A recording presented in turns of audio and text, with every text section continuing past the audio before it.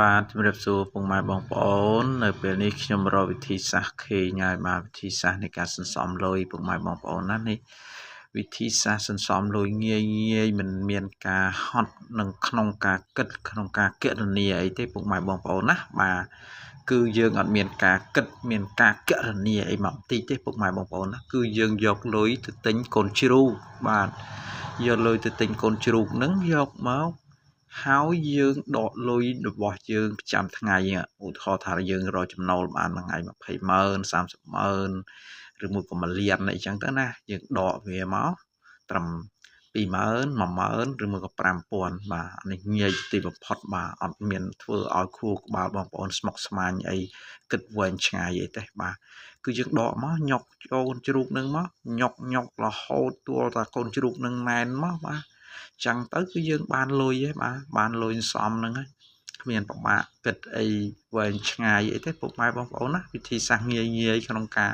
សន្សំលុយហើយនៅពេលដែលយើងខ្វះខាតយើងផ្លែតកូនជ្រូកយើងមានស្រាប់វាស៊ីលុយរាល់ថ្ងៃអញ្ចឹងទៅយើងបានហើយបាទបានលុយហ្នឹងហើយខ្វះខាតអីចឹងពុកម៉ែបងប្អូនណាអញ្ចឹងខ្ញុំមានវិធីសាស្ត្រអញ្ចឹងងាយអញ្ចឹងដើម្បីឲ្យពុកម៉ែបងប្អូនកុំឲ្យហត់គិតក្នុងការពិចារណាបាទនិយាយរួមទៅគឺអត់ហត់ហ្មងអត់ហត់គិតទេបាទងាយស្រួល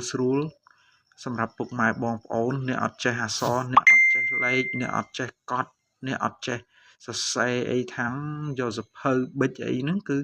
ងាយហ្មងបាទពុកម៉ែបងប្អូនមើលតាខ្ញុំប្រាប់វិធីសាស្ត្រហ្នឹងគឺងាយជាទីបំផុតហ្មងបាទគ្មានវិធីសាស្ត្រណាងាយដូចខ្ញុំនឹងទេបាទសូមអរគុណសូមជម្រាបលាដល់ពុកម៉ែបងប្អូនតែងតែនិយមនិងចុច like ចុចឲ្យមេដៃនិងចុច follow ចុចរូបកណ្ដឹងដើម្បីឲ្យខ្ញុំនេះគឺមានវីដេអូថ្មីបន្តទៀតជូនពុកម៉ែបងប្អូនបាទសូមអរគុណសូមជម្រាបលា